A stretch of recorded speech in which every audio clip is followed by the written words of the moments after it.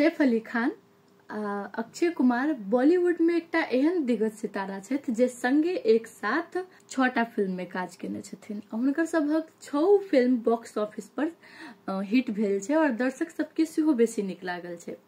आई film के director में छथिन प्रियदर्शन जे अक्षय कुमार के कॉमेडी किंग बनेने छथिन।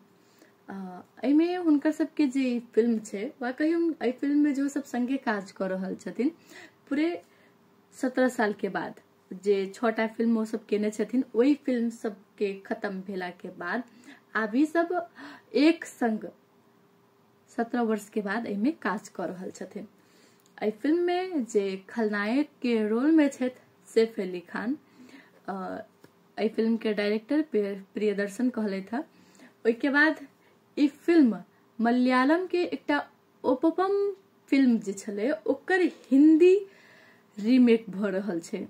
ई फिल्म 2016 में निकलल छले। अब अही के फेर से